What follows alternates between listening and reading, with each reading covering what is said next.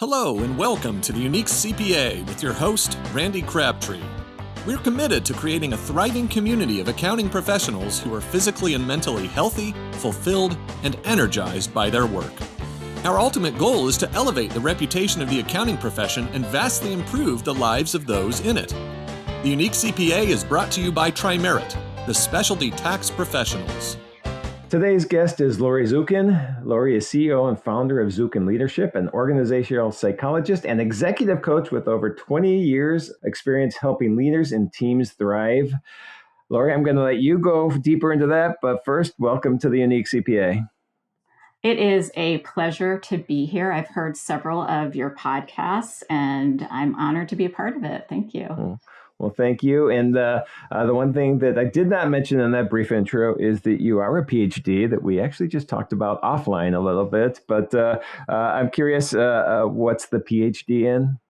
It is in industrial and organizational psychology. And to put it simply, it is the study of people in organizations and predicting how well they're going to perform on the job, training them to do well on the job, training leaders to do well on the job, managing performance, transition, all of those types of things related to people in organizations. And I got my PhD in the year 2000, so it was a long time ago. Honestly, the year 2000 doesn't seem that long ago to me. I don't know what happens. Yeah. It feels like it was yesterday. It's a great field. Yeah, no, that's awesome. It's a wonderful field because it brings together my interest in business, the bottom line, and people, and you need both. Yeah, and that's I think I'm really good at the people part. I realize that the bottom line is someone else's expertise, and so that I think I try to help the top line, but other people are involved in the bottom line. So, all right, so a little bit deeper into, give us your background. We got a little bit of it there, but a little more, and then I want you to expand, if you could, on the Zukin Leadership and what you're doing with that organization. Absolutely. Well, I want to go back to actually something you just said about your focus is on the people and not as much on the bottom line. And I would say actually good leaders hold both of those things. And my sense is you're doing both because you're focusing on people and then you're bringing other people in to maybe do the details associated with the bottom line. So a good leader recognizes where their strengths are and where to bring in people to do those things that maybe they're not as good at, number one. And number two, people and profit are needed for successful business, and you're holding both of those. So I'm wanting to give you more credit than you're giving yourself. Well, and I appreciate that. I did have an epiphany, let's say, years ago, where I realized that there was things that I wasn't passionate about. There was things that I felt were not in my realm of expertise, and realized that I needed to change my role so that I can concentrate on the things that I feel that I was good at, but that I'm passionate about. People have heard on the podcast before, but for me, I call it the intersection of your passion and your skills. Find out what you're good at, find out what you love doing. And if you can live there, it's an amazing place to be. But then you do have to find the people, put the people in the right roles where they have that same passion and skills that align with each other. That's leadership. Yeah. Wow. Self-awareness also. You were self-aware enough to know to do that. Yeah. And then you executed on that. So wow. You give me way too much credit.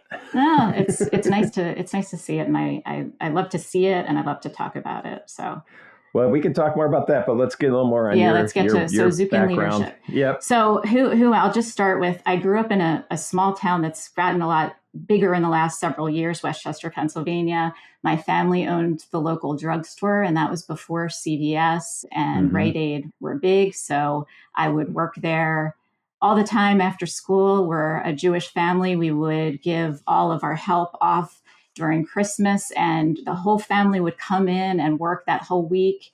And it became every single year. It was just a family event. And I learned that work was love and love was work.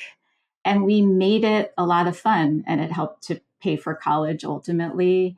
I began to learn a lot about roles and responsibilities, commitment, and how to love your work, really. So I learned a lot from my dad and his passion for not only the business, but also the community. And that led me to wanting to study industrial and organizational psychology. So people in organizations. Fast forward, got my PhD, and then worked for a number of years at Booz Allen Hamilton doing human capital consulting, but always in that work loved the realm of leadership development.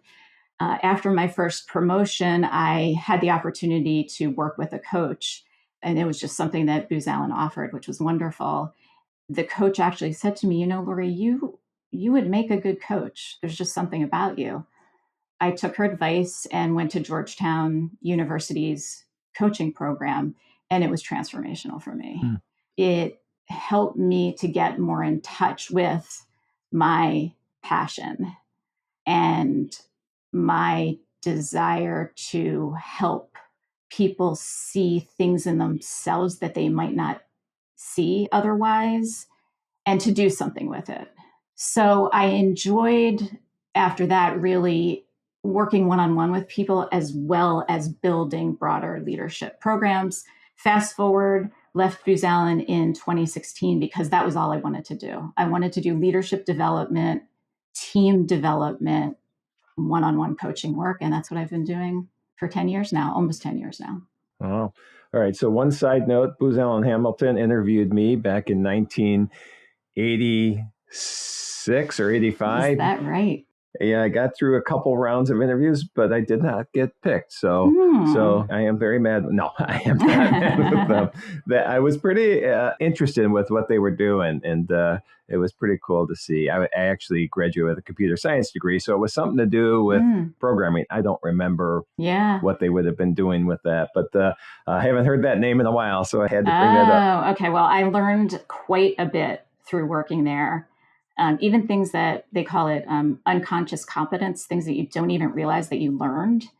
And I'll partner with other people who are former call them boozers, but not in that way.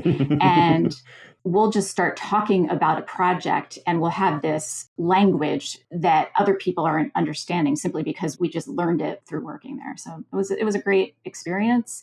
And I'm loving being on my own now and really focusing on what I love to do. Yeah. Yeah. And so let's go deeper into that. And before we even do that, I guess this goes into it together, but this is the Unique CPA. So we talk about the accounting profession and find ways that we can have a positive impact on people in the accounting profession.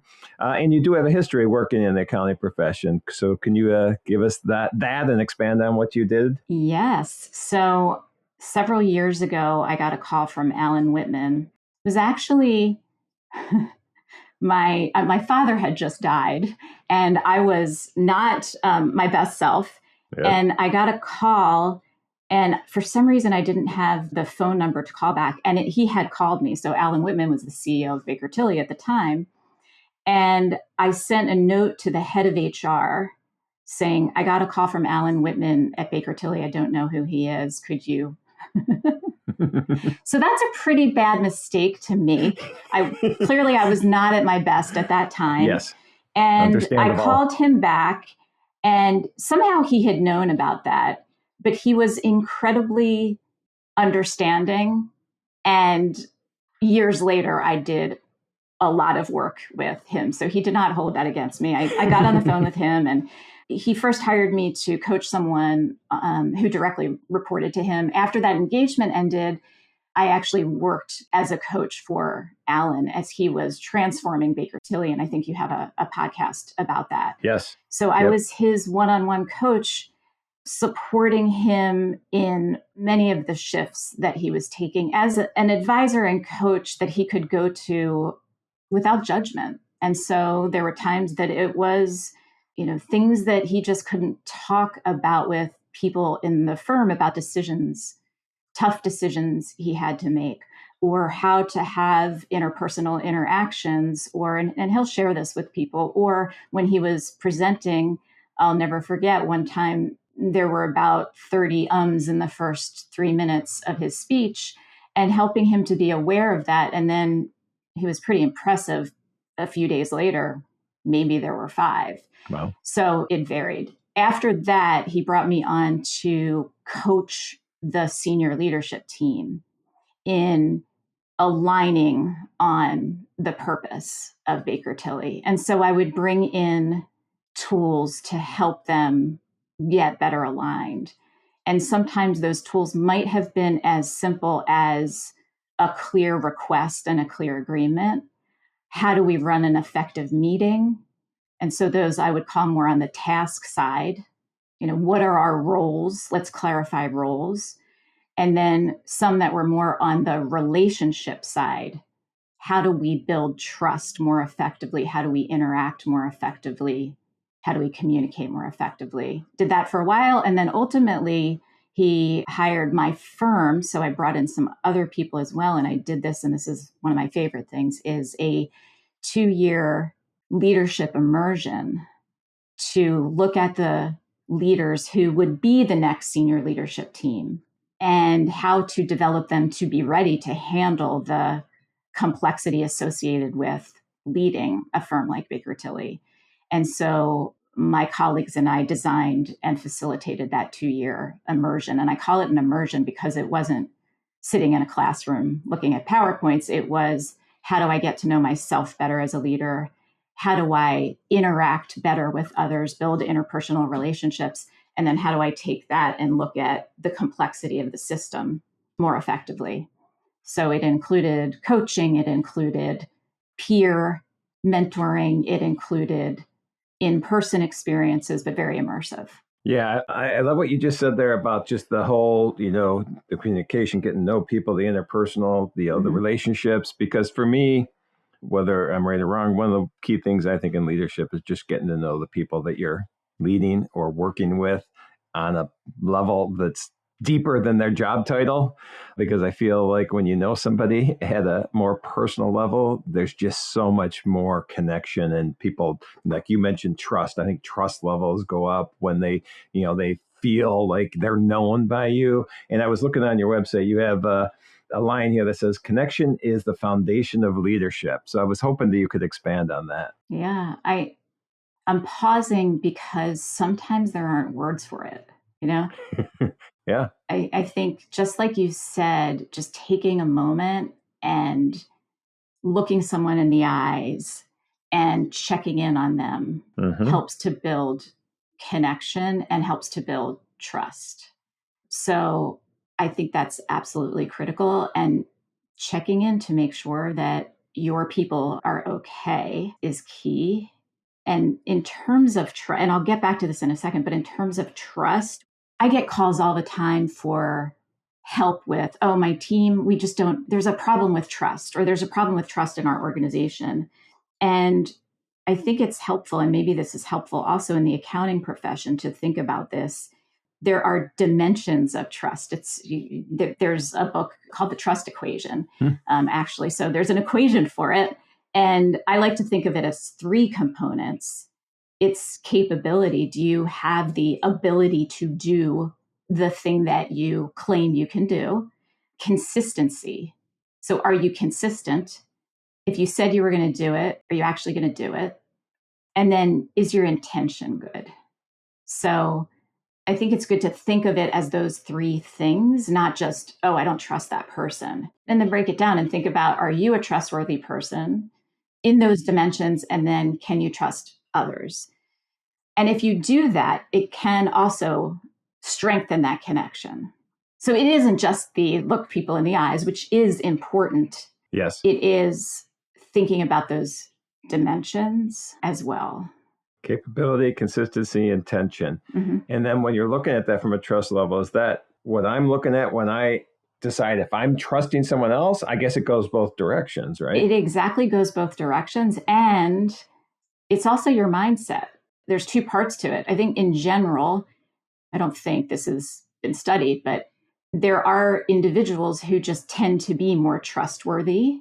And that can be good and bad. If they're overly trustworthy, they can get taken advantage of. But if they're under trustworthy, they're going to view the world as, I can't trust anyone. And then they might have a hard time building trust. Right. And then also, even someone who's very trustworthy, if they're as they say, below the line. If they're upset, if they're angry, they're going to view the world through that lens.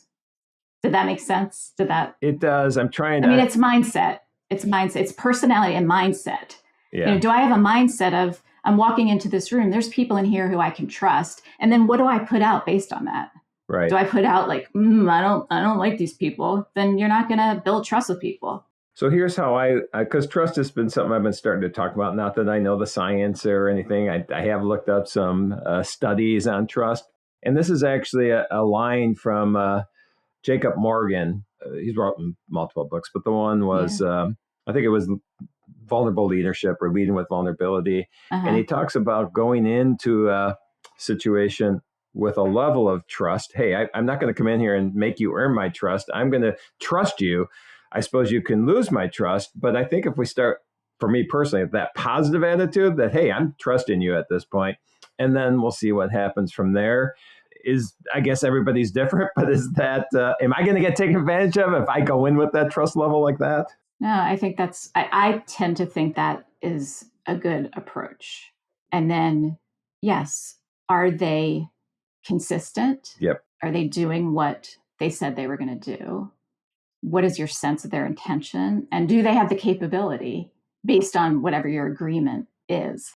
Well, I just got a couple new lines I'm putting into my presentations when I talk about trust. So I appreciate the information. So I hijacked where we were going with Baker Tilly. And so I don't know if you wanted to continue down that road of what you were doing with them. Mm-hmm. So a number of different areas of work.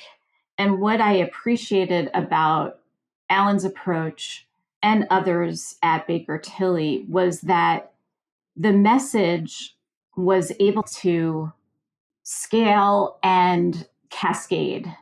So an individual who may have been a part of the leadership immersion that we did was able to take that information and then share it with his or her team, and not just the cognitive information, but that way of leading. And so it did help to shift things at the organization. So that was neat to be a part of. And I would say one of the biggest things that we saw from that work was a group of people who may not have trusted each other because they were from different organizations that had merged in, built these trusting relationships so that if there was an issue in Texas that affected someone in Pennsylvania, rather than have to go all the way up the chain and over and talk to these 5 people, they could just pick up the phone and say, hey, let's fix this now. And instead of telling themselves stories about how the people over there are doing it wrong, they could just figure it out together and have a quick conversation. And they shared with us that they were able to do that. So I know a lot of times these things are difficult to measure, but that's money. Oh, yeah.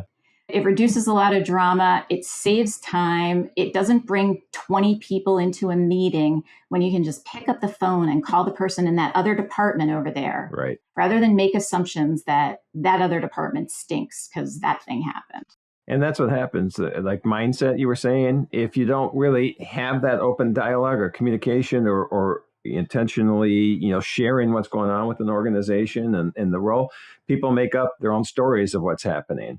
And I've seen that, I think we have a very good organization from a communication standpoint, but I've seen where we made mistakes before, where we allowed people to make up in their heads this mindset of wild stories of what's happening within the organization. And so having that open dialogue and having the ability to just call and ask and feel like you can do that to me is so important. And for Baker Tilly, I assume that was in Alan's leadership reign, they went from 500 million to 1.5 billion. And I'm guessing that leadership style had a big impact. I think he had a little bit to do with that. I like to think it. Yeah. I mean, and what you were just saying, the term that many use in leadership is the ladder of inference. We don't have to get technical, but it is a normal human behavior to see something, make an assumption about it. In other words, tell yourself a story about it and then act based on that story. Right. Good leaders recognize that they're telling themselves a story and can pause and check in on, okay, do I have enough data there to move forward in that way? Or should I check with that person before I talk negatively about them? Right. So good leaders will make that distinction between a fact and an opinion, or a fact and the story I tell myself about that fact. Yep. That was a learning, and this was just this past May. It was a very good learning experience for us, because what we had done is we're pretty much a remote organization. We have 80 people and they're all around the country, but we get together as an entire organization twice a year. We skipped that in 24. And that, when we got back together in May of 25, you just started seeing all of these stories people were telling themselves of why we skipped 24 and why we didn't do this, and the negative impact that had on potential negative impact that could have had on our culture was huge. Luckily, people felt open to discuss that in the main meeting, and we got back on track, and we got back to fact rather than these stories we made up. So that was a great learning experience for us. Honestly, I wish we didn't go through it, but at least it ended up with a positive outcome. Yeah. And it also just a great leadership lesson in that, okay, if we start to tell ourselves stories, let's check in. Because if I have a story and I'm a senior leader and I start sharing that story with two people, then they'll start sharing it with two people. Yep. So the impact of that negative story is not so good. So I got to check myself as a leader before I start creating this ripple effect. Yeah. All right. So believe me, this has been amazing so far where we're going. But I wanted to go more into the things that you see, the tools that you use. And I know you've talked to me briefly, and I don't know what it is, the state of mind tool. And so if you'd like to expand on that, I'd love to hear what it's about. Absolutely. And as I think I mentioned before, mindset is so much like the lens that we view the world through affects how we lead, how we see the world, what we do, etc. So one of the tools that I teach quite a bit, and I like this especially for accountants, is called state of mind. So if you imagine a line, this is your neutral line. And then you have a line above that, call that +1, another line above it +2, up to +3. And in between each of those lines, you have different words to describe your state of mind. So a +1 might be, I'm pretty happy. A +2, I'm energized. A +3 might be ecstatic. And then below the line, you have your -1, -2, -3. So you're -1, tired, -2, I don't know, sad, -3, depressed. And so what it does is it puts numbers to feelings. And I'll work with a team to have them think through what are those words that go with those feelings. But then at a meeting, we might check in at the beginning of the meeting and say, okay, what's your state of mind? I'm a +1, I'm a +2, etc. And you can do all kinds of things with that now. You can see where the team is, check in on the team. Oh, most of us are a -2. What does that mean? What's going on? Should we take 5 minutes and talk about why we're a -2? Because if we're all a -2, we're going to view this budget decision through that lens. And I don't want us to view it through that lens. Or we're going to view that decision we have to make about the merger through that lens.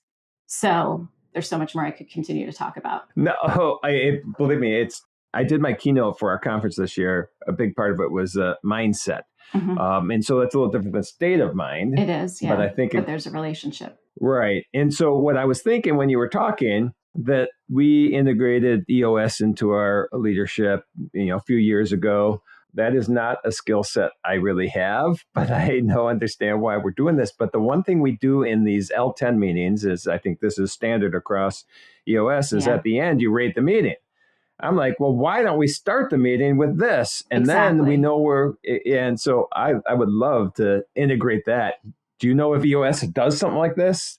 I don't think they do this. Yeah. But I can't speak definitively about that, but it's easy to add. And I want to credit my colleague, Alexander Kaye, who shared this with me, and I'm happy to share it with you. He's very generous with it, with the tool. And so we check in the beginning of the meeting. You could check in the middle and after various times. Again, it's the lens that you see the world or you see the meeting.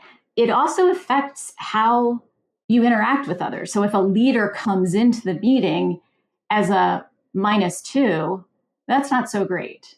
So being aware of that is key. Yeah. So you think I'm lying to myself if I always feel I'm a +1, +2, or +3? I mean, right now I'm +3 because I'm having such a great time. My state of mind in this conversation. Maybe it's just finding what you love to do and doing it. Because if you're doing that, I think that helps your state of mind.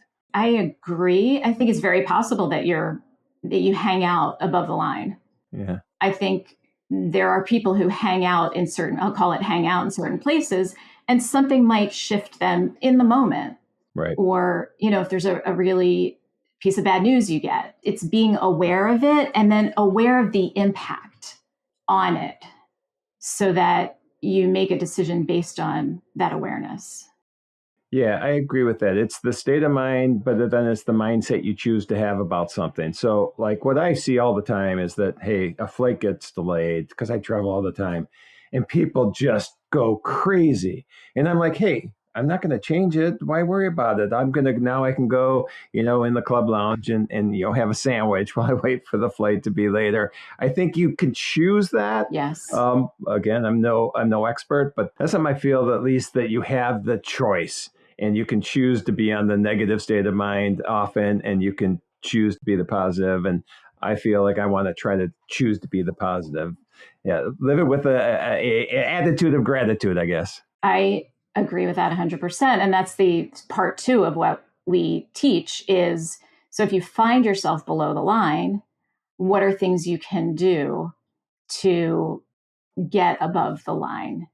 An attitude of gratitude is one. It might just be simply taking a few slow breaths. Right. It might be recognizing that you can just go to the lounge and get a good sandwich. So there's that. We also say, sometimes you're below the line and you can't get above the line. And it might be a matter of just sharing with your team, hey, we just got some really tough news about our quarterly results and I'm upset about it. And I'm just sharing that with you that I'm below the line right now. And I might not be my best self, so please excuse me.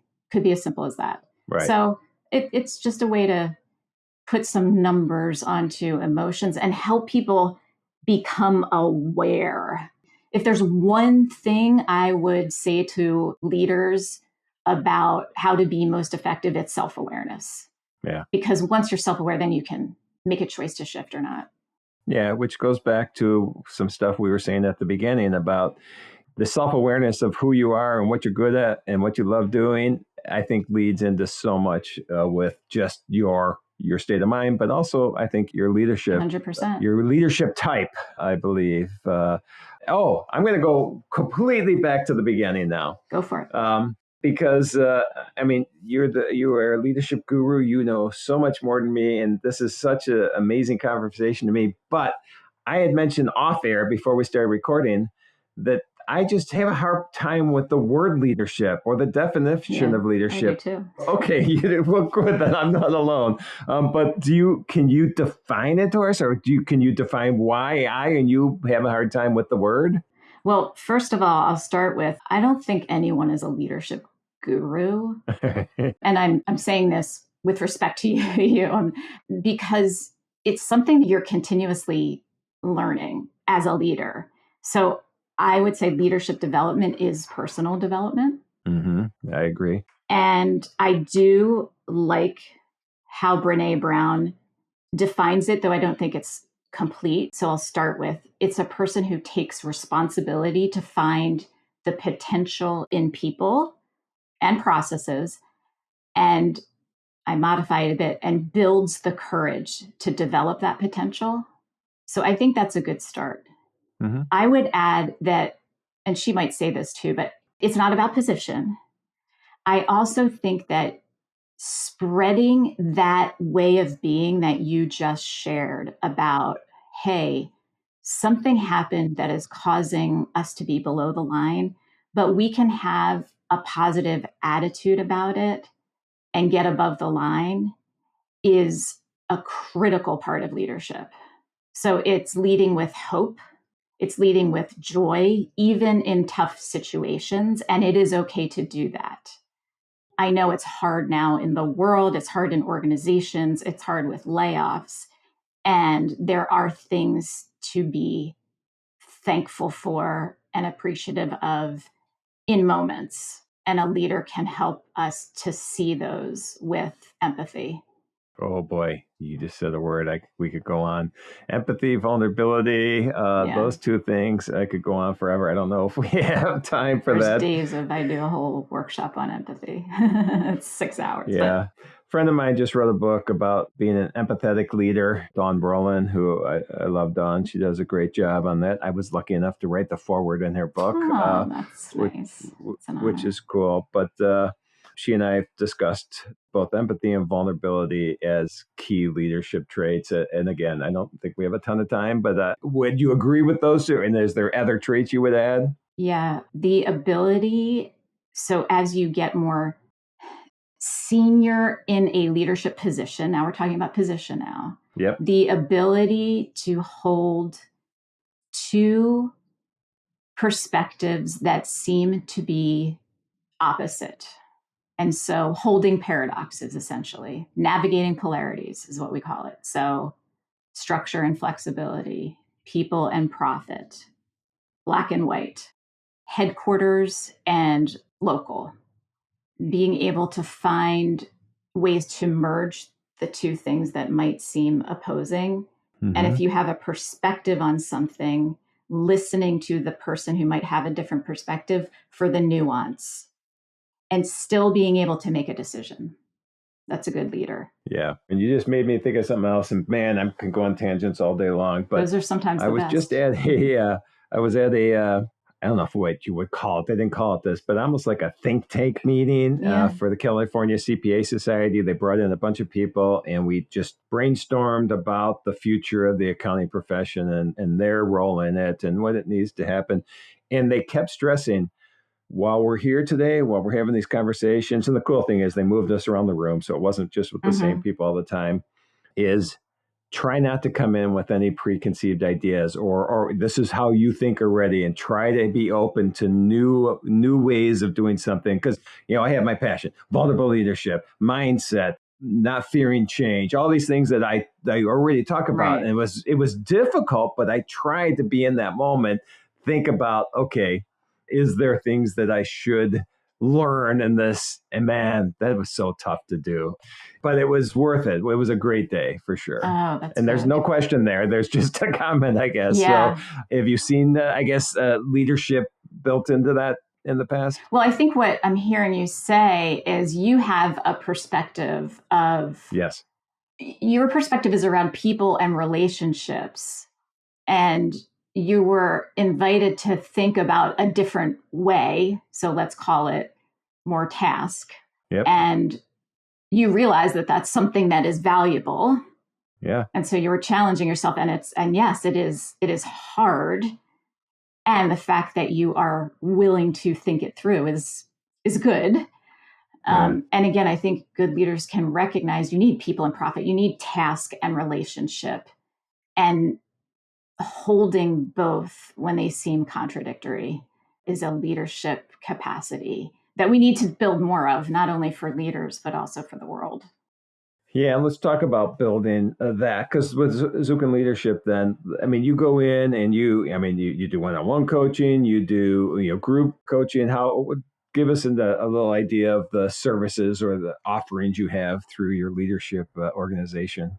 Sure. So one-on-one coaching with C-suite leaders, team coaching, team development with teams who want to improve their performance. Usually I'll be doing one-on-one coaching with the leader of that team. So I'm observing them in action, and then I can give them feedback privately while also working with the team, giving them some tools to improve, but also supporting them in their processes. So if you think about a soccer coach on the field, they're doing their practice, and I'm sort of on the side noticing their process and saying, okay, you interrupted 5 times. What might you be able to do differently to make that better? Or there were 5 soft asks. how might you be able to shift that into a clear request to make there be more accountability? So that's very briefly some of the team development work I do. And then, as I mentioned earlier in the work that I did with Baker Tilly, leadership immersions. So if a company really wants to build that next level of leaders, whether it's a 3-month, 6-month, 12-month, or in the case of Baker Tilly, 2-year program to prepare people for that. I think that's so important. I also do workshops on specific topics as well. Yeah, that immersion, I think, so important, because I think we just assume people become leaders, and there are sure skills and ways that we can teach them in a 6-month, 12-month, 24-month immersion. Yeah. It's a commitment on the organization, but I'm guessing it pays off in the long run, which is, I'm not guessing, I know it would pay off in the long run. So I love that idea. Yeah, it was fabulous to see the shifts in people's mindset, ways of being, ways of leading, and the trust that was built. And like I said before, the cascade that happened throughout the organization. That's great. All right. So we're about at the end, which has been amazing. And the one topic that, just because I went on so many tangents, because this is exciting to me, we did not get to. And so I think briefly, I'd love to get into your passion on mental health awareness. So can you give us, how that plays into your leadership and why that's so important to you? Sure. So the why is 2 reasons. Number one, I do take a whole person perspective in leadership. And so taking care of yourself at work, your mental health, your physical health makes you a better leader. And then as far as personally, I lost my cousin to suicide in 2014, and that got me even more interested in mental health and mental illness. Since then, have thought about, well, how do I bring that into my work? And so it's something that is just a part of me and a part of how I check in with people on how they're doing. And it gets back to the question you asked me before about connection. Are we truly connecting with people? Because that can make all the difference in the world. I also have a monthly meeting with leaders in the mental health space who want to make a difference and aren't sure exactly how to do it, because there are boundaries in terms of how we can talk about it. So it's really just an open space for us to share our desire to be able to talk about it more and support people more and give each other tips and tools. So that's some of the work that I do in that area, as well as I do an overnight walk every year to raise money for suicide prevention. And Wow. It's a fabulous way to raise awareness and meet people and support people and get support. So thank you for asking about that. No, thank you for what you're doing on that. It's to me, that's a passionate area for me as well. And I like to see anything we can do. We do a survey and, on basically satisfaction levels within the accounting profession. And, when there are programs in place and they are destigmatized, satisfaction levels go through the roof. When they're just in place and it's like, I'm not going to talk about that because I'm going to show a sign of weakness, then satisfaction levels, go through the floor. Exactly. We just got to talk about it more. Yep, I agree. Yeah, I've been talking about this for about 5 years now, maybe 6 years. And in that time, it feels like it's becoming more open to me. I agree. It has. All right. So before we wrap up, before I ask for contact information, anything, there's a last question everybody gets. And so the last question is, we just talked about all this amazing leadership work you're doing and helping organizations and individuals and coaching. But when you're not doing this, what are your outside of work passions? What do you enjoy doing? I absolutely love the outdoors. I love hiking. Was just in Bend, Oregon, and took a hike with my husband where we actually had to rent a 4-wheel drive to get to the hike, to then hike 5 miles to see gorgeous glaciers and then hike back. And scuba diving, which it scares me every single time I do it. But then once I'm down there, breathing slowly in and out, it is a wonderful way to see the beauty that exists in this world that we don't see much. Right there. You just did an example of state of mind. It's nervous, you're fearful, but you go do that, you change your state of mind, you enjoy the beauty. You're living what you talk about, which is amazing. getting over our fears can help too. That was a thing I had to do. Yep. All right. And so if people want to hear more about what you're doing, see what you're doing, connect with you, how can they reach out or see what's going on with Lori? Yeah, well, thank you. And I do love to talk about leadership and continue to learn about it. I think we're all students of it, but my email is lori@zukinleadership.com, Zukin, and my website, the same, zukinleadership.com. Feel free to reach out. I'm also on Instagram and LinkedIn. And thank you so much, Randy. This has been a lot of fun. I feel like we could have talked for a few more hours. We could, well, believe me, we could have kept going. We might pick a topic and do this again just on one topic rather than me taking this in all these tangents. But man, it's just what you talk about is just so energizing to me to hear what's going on. So I appreciate you being here. Oh, I appreciate it too. Thank you so much.